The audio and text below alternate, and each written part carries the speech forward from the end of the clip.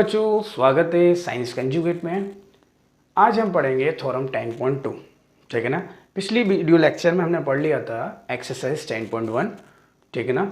और आज एक अच्छी थ्योरम है 10.2। तो बेसिकली उसको पढ़ने से पहले आपको कुछ केसेस के बारे में स्टडी करना पड़ेगा। तो वो केसेस यहाँ देख लीजिए और वो केसेस दिमाग में रखना जरूरी है। केस फर्स्ट हो जाता है कि टेंजेंट यानी कि नो टेंजेंट कहाँ एरिया होगा, नो टेंजेंट कब बनेगी, यानी कि टेंजेंट जहाँ जीरो होगी। तो सिंपली हमने बताया था है, जैसे मैंने कोई सर्किल बनाया, इसका सेंटर ओ होगा और पर्टिकुलर सेकंड बना रहा था। मैं एक एग्जांपल के थ्रू समझाया भी था, ठीक है। इस पर्टिकुलर सेकंड बना रहा था, तो सेकंड ऐसी सिचुएशन में आ गया था जब एक्सटर्नल पॉइंट पर कट कर रहा था, यानी कि दो पॉइंट पर कट ना करने के बजाय किस पर कर रहा था, एक एक्सटर्नल पॉइंट पर कट कर रहा था। उसी को हमने टेंजेंट बोल दिया था। यानी कि नो टेंजेंट एरिया कहाँ होगा, सर्किल के इनसाइड। तो लिख देते नो टेंजेंट कहाँ बनेगी, सर्किल के इनसाइड कोई भी टेंजेंट नहीं होगी। तो बस इतना ही है पहले केस में। सेकंड केस आ जाता है वन टेंजेंट कहाँ बनेगी, वन टेंजेंट कहाँ फॉर्म होगी। जैसे भाई पिछली थ्योरम 10.1 में हमने डिस्कस कर लिया था कि सर्किल के, जैसे सर्किल है देख लेते हैं जरा एक और बार। ये सेंटर बनाया और ये सर्किल के टेंजेंट्स निकाल दिए जो कि उसको एक पॉइंट्स पे कट कर रहे थे। अरे सेकंड वन है, ये एक पॉइंट्स पे कट कर रहे थे बेसिकली, ठीक है ना।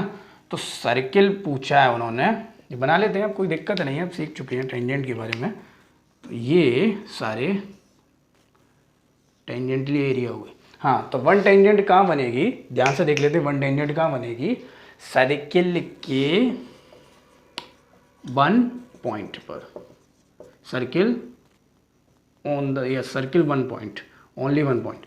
यानी कि सिंपली ये कहना चाह रहे हैं कि सर्किल का एक पॉइंट एक टेंजेंट, सर्किल का एक पॉइंट एक टेंजेंट, सर्किल का एक पॉइंट एक टेंजेंट। यानी कि सर्किल में जितने पॉइंट होंगे उतनी उतनी टेंजेंट होंगी। यानी कि सर्किल में तो इन्फाइनाइटली पॉइंट्स होते हैं और यानी कि उसकी इन्फाइनाइटली टेंजेंट्स होंगी, लेकिन वन टेंजेंट कब होगी, सर्किल के एक पॉइंट पर, ठीक है ना। जो कि पॉइंट कहाँ होगा, एक्सटर्नल, एक्सटर्नल नहीं क्या बोलते थे, बाउंड्री पर। एक्सटर्नल तो टेंजेंट होगी। थर्ड केस आ जाता है दो टेंजेंट कब आएंगी। ये केस पर ही पूरी थ्योरम आपकी सेकंड आधारित है। तो ये एरिया कब आएगा ये देख लेते हैं जरा। तो वही दो टेंजेंट कब बनेगी, जैसे मैंने कोई सर्किल बनाया ओ, सेंटर ओ, दो टेंजेंट एरिया जब बनेगी, मैंने एक कोई पॉइंट ले लिया बाहर ए और इससे दो टेंजेंट निकाली, ये पर्टिकुलर ये टेंजेंट हो गई और एक पर्टिकुलर टेंजेंट ये हो गई, इसको बोला बी और इसको बोल दिया सी। यानी कि ए सी और बी सी दो टेंजेंट होंगी, कब बनी, जब एक एक्सटर्नल पॉइंट से हमने दो टेंजेंट निकाली। तो सिंपली लिख सकते हैं टू टेंजेंट का फॉर्म हुई through external point, through external one point, ठीक है ना, फॉर्म्ड टू सर्किल, बात समझ, टू टेंजेंट, सॉरी। ये सारा बुक मेथड आपको कॉपी में, बुक में मिल जाएगा, इस वजह से मैं इसको ज़्यादा नोट डाउन नहीं करा रहा हूँ, थ्रो आ जाएगा, ठीक है भाई। टाइम की कटौती है वैसे भी, थ्रो, ठीक है भैया। ज़्यादा ओवर राइटिंग हो रहा है, इसको थ्रो लिख लो, ठीक है। अब हम बात करेंगे थ्योरम 10.2 की, जो कि भैया एग्ज़ाम के पॉइंट ऑफ व्यू से काफ़ी जितने काफ़ी लगा सको उतनी इम्पोर्टेंट है, ठीक है भाई। जितनी 10.1 है उतनी 10.2 है। तो देख लेते हैं भाई थ्योरम 10.2 की। बेसिकली ये मैंने क्या बनाया, एक सर्किल बनाया जिसका जो क्या कह सकते हैं, सेंटर कह सकते हैं, सेंटर ओ है, और एक एक्सटर्नल पॉइंट ले लिया ए। यानी कि थर्ड केस याद करो जो अभी समझाया, बिल्कुल थर्ड केस याद करो कि इससे मैंने दो टेंजेंट निकाली, ठीक है ना। एक टेंजेंट ये हो गई सिंपली, एक टेंजेंट ये हो गई, इसको बोल देते हैं, ये इसको तमीज़ से आगे कर, कोई दिक्कत नहीं, तो इसको बोल देते हैं हम पॉइंट, बोल दो भाई इनका नामेनक्लेचर कर दो। तो इसको बोल देते हैं P, ये M, इसको बोल देते हैं जिस पर माइनस N, ठीक है ना। POC को क्या बोल दिया, इसका M इसके, ठीक है भाई। तो ये 10 पॉइंट थ्योरम ये कह रही है कि जो टेंजेंट की लेंथ होगी, यानी टेंजेंट की लेंथ, तो नया टॉपिक आ गया भाई, टेंजेंट की लेंथ क्या होता है। सिंपली टेंजेंट की लेंथ कौन सी हो जाएगी, टेंजेंट की लेंथ ये हो जाएगी, ये वाली, ठीक है ना। तो AM और AN क्या हो जाएंगी, टेंजेंट की लेंथ हो जाएगी, ठीक है ना। तो ये कहना चाह रही है the length of a tangent from external point are equal, यानी कि टेंजेंट की जो लेंथ होंगी जो कि एक्सटर्नल पॉइंट से आएंगी, ये दोनों आपस में इक्वल होंगी। यानी कि ये कराना चाह रहे हैं कि AM भाई AN के इक्वल करेगा बस, ठीक है ना। AM किसके इक्वल करेगा, AN, और AM AN क्या है भाई, लेंथ ऑफ द टेंजेंट, ठीक है ना। पर्टिकुलर टेंजेंट ये है, टेंजेंट इज ए लाइन, तो ये टेंजेंट की लेंथ हो गई, कहाँ से भैया, एक्सटर्नल पॉइंट से, कोई दिक्कत नहीं, ठीक है भाई। तो इसी को हमें क्या करना है, प्रूफ करना, ठीक है भाई। तो डायग्राम तो सही है, तो चालू कर दो, यहाँ लगाओ गिवन। तो गिवन हो जाता है, गिवन में क्या लिखेंगे, ये लिख लेते हैं AM and AN are two length of tangents through external point, कौन सा पॉइंट है भैया, एक्सटर्नल पॉइंट A, कोई दिक्कत नहीं, थ्रू एक्सटर्नल पॉइंट A, बात समझ आया। अब टू प्रूफ में क्या करना है, AM is equal to AN। Sir तुझे तो आसान है, आसान तो है भाई, लेकिन इसमें से थोड़ा सा हमें कंस्ट्रक्शन करना है, क्योंकि कंस्ट्रक्शन तो हमारी ज्योमेट्री में करना। तो कंस्ट्रक्शन में क्या करेंगे, कुछ ना करो, ज्वाइन करो बस, इनको इससे ज्वाइन कर दो, इनको इससे ज्वाइन, और इनको इससे ज्वाइन। बात समझ में आया, बस मैंने क्या कर दिया, ज्वाइन कर दिया। तो वही चीज़ लिख दो, join OM ON and also join OA। बात समझ में आया, ज्वाइन कर दिया सिंपली, ठीक है ना। अब भाई इनको पहचानो, ये कौन है, यही तो भैया रेडियस हो गई R, ठीक है ना, दोनों इक्वल होंगी रेडियस, ठीक, कोई दिक्कत नहीं। अब बात करेंगे टू प्रूफ की। तो इसके प्रूफ के लिए मैं क्या कर रहा हूँ, दो ट्रायंगल दिख गए मुझे, एक तो ये ट्रायंगल, एक ट्रायंगल भाई सिंपली, एक ये वाला ट्रायंगल, ये एक ट्रायंगल हो गया, ये दूसरा ट्रायंगल, ये, ठीक है ना। तो इसका नाम तो है ही, तो नाम बोल देते हैं। तो इन ट्रायंगल, जल्दी से फटाफट बताएंगे, in triangle AMO and triangle ANO। तो भाई काम हो जाएगा, दो ट्रायंगल में कन्वर्ट कर लिया, ठीक है। तो ठीक है भाई, इनको क्या करो तुम, कॉन्ग्रुएंस कर दो। क्या कर दो भाई, कॉन्ग्रुएंस। देखो अभी बताएंगे कैसे कॉन्ग्रुएंस करें। देखो इन दोनों ट्रायंगल को कर दो कॉन्ग्रुएंस, ठीक है ना, फर्स्ट ट्रायंगल को और सेकंड ट्रायंगल को, ठीक है भाई। और इनको कॉन्ग्रुएंस करने के बाद CPCT से तुम AM और AN प्रूव कर देना, सिंपल। तो भाई कॉन्ग्रुएंस कैसे करें, कॉन्ग्रुएंस के लिए तो हमने रूल पढ़े थे 9th क्लास में, क्राइटेरियाज पढ़े थे।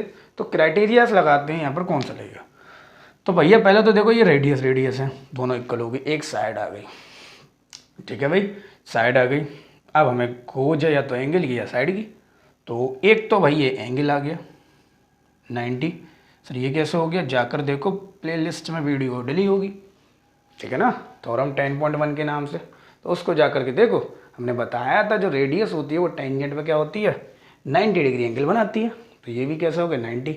अब भाई 90 आ गया तो हमें इसकी याद आ गई, कौन है भाई, RHS, ठीक है ना, राइट हाइपोटेनियस साइड। तो देख लेते हैं, राइट हैंड साइड नहीं, राइट हाइपोटेनियस साइड, या राइट एंगल हाइपोटेनियस, एंगल की बात की गई। तो ये हो गया 90 डिग्री। अब ये आ गया। अब राइट हाइपोटेनियस साइड में कंडीशन होती थी एक राइट एंगल होना चाहिए, हाइपोटेनियस दोनों की इक्वल होनी चाहिए, और साइड भी दोनों, एक साइड इक्वल होनी चाहिए, या तो परपेंडिकुलर या बेस। तो यहाँ पर एक साइड इक्वल आ गई, ठीक है ना, बेसिकली ये वाली साइड मुझ पर इक्वल आ गई, और ये कैसा हो गया 90 हो गया, ठीक है। अब मुझे क्या चाहिए, हाइपोटेन्यूस इक्वल चाहिए सर, यानी कि ये कैसी हो जाएगी, दोनों में कॉमन हो जाएगी, सिंपल। ये दोनों में ओ ए कैसी हो जाएगी, कॉमन। हो गया काम। तो चालू करो, पहले बोलो भाई कौन किसके इक्वल, तो पहले बोल दो, इसको बोल दो, चलो हाइपोटेन्यूस को बोल दो, हाइपोटेन्यूस नहीं, चलो इसी को बोल दो, किसी को बोल दो, बात वही। तो triangle O M A is equal to triangle O N O, कैसे हो जाएंगे, रेफर नहीं लिखना, पूरा लिखना है। यहाँ क्या लिख देंगे, क्या लिख देंगे भाई, रेडियस इज परपेंडिकुलर टू, मैं ऐसे लिख देता हूँ, आप पूरा स्टेटमेंट लिख देना, radius is perpendicular to tangent of POC point of contact. बात समझ में आया, मैंने ये ऐसे लिख दिया बेटा, ये अब वहाँ पर पूरा लिख के आना, ओ एम हो गया, ठीक है भैया। ईच 90 लिख सकते हैं, यहाँ पर कंपेयर कर देखना पड़ेगा, लिखे भी नहीं तो भी काम चल जाएगा, ठीक है। एक आ गया मुझ पर, ठीक है भाई। और कौन था, ओ एम, ओ एम किसके इक्वल हो गया, ओ एन की, लिख देना रेडियाई, ये ईच 90 ना लिखें, या ऊपर लिख दो, कहीं भी लिख दो इसको, तो इसको बोल देंगे, ये इसको ऐसे, इसको लिख देंगे रेडियाई ऑफ सेम सर्किल, ठीक है भैया, कोई दिक्कत नहीं है। ओ एम ओ एन के इक्वल आ गया। अब एक और आ गया, ओ ए को क्या हो गया, ओ ए कॉमन हो गया भैया। तो भैया ये ट्राइंगल कैसे हो गए, आर एच और एस, ये ट्राइंगल कैसे हो गए, कॉन्ग्रुएंस हो गए। लिख दो भाई ट्राइंगल कौन से, A M O congruence to triangle कौन सा भाई, ए एन ओ, कौन से रूल से, by R H S criteria, ठीक है भाई। ये तो सब जान पहचानी चीज़ें हैं, समझ में आ रहा होगा। तो मैं क्या कर रहा हूँ, इसको मैं डाल दे रहा हूँ, इसके बाद जो भी बात है वो करूँगा। वीडियो को पीछे कर करके आप इसका स्क्रीनशॉट ले लें, तभी समझ में आएगा भाई। ये दोनों कैसे हो गए, कंगुरेंस हो गए। तो जब कंगुरेंस हो गए तो कोई चीज़, ये दोनों ट्राइंगल कंगुरेंस हो गए तो बोल दो भाई कैसे हो जाएगा भाई, सीपीसीटी। तो बोल दूंगा A M is equal to A N, किससे बोल दूंगा बाई सीपीसीटी। इसको तो जानते हैं भाई, जानते हैं, डेफिनेशन आती है, डेफिनेशन आती है तो कमेंट बॉक्स में लिखो फटाफट से अभी से लिखो, अभी। तो ये दोनों साइड इक्वल हो गई, लेंथ दोनों की इक्वल है, यही हमें करना था। लेकिन इससे एक और चीज़ सीख जाओगे भाई, जब ये ट्राइंगल कंगुरेंस हैं तो सिंपली ये वाले एंगल और ये वाले एंगल क्या इक्वल नहीं हो सकते, सीपीसीटी से हो सकते ना। तो जब एंगल 1 और 2 इक्वल हो जाएंगे तो ये एंगल क्या होंगे, नहीं ये भी हो जाएंगे, ये भी जाएंगे वहाँ। तो 1 और 2 किसके इक्वल हो गया, 3 के, और सॉरी 1 किसके इक्वल हो गया, 2 के, और 3 किसके इक्वल हो गया, 4 के, बाई सीपीसीटी। बस सिंपल ही लिखना है, बस आप नाम दे सकते हैं, क्या बोल सकते हैं, A O M is equal to, हाँ इज इक्वल टू, नाम बोलो उसका, A N O by CPCT. Basically proof तो हमें यही करना है, लेकिन इससे हमें और प्रूफ्स आ रहे हैं और रिमार्क आ रहे हैं, तो वो कोई दिक्कत नहीं है। आपको 10.2 जब हम एक्सरसाइज कराएंगे तो बहुत का फायदे में देंगे। एंगल 3 किसके इक्वल होगा, 4 की, तो बोल दो भाई कौन equal, O A M is equal to angle कौन सा हो जाएगा, ओ ए एन, ठीक है भैया, बाई सीपीसीटी। यानी कि एक थ्योरम से 3 प्रूफ आ गए, ठीक है। और इसी के साथ ये थ्योरम हैंस प्रूफ्ड, ठीक है भैया। एग्जाम में आप इतना ही करें हैं तो अभी आपको पूरे नंबर और मिल जाएंगे। और मैंने बताया था एक थ्योरम काफ़ी इंपॉर्टेंट, इतना ही प्रूफ करना था। कौन करना था, A M equal to N, हमने कर चुके, ठीक है ना। तो अगली वीडियो में हम बात करेंगे एक्सरसाइज 10.2 की। बने रहिए इंपॉर्टेंट कॉन्सेप्ट के साथ।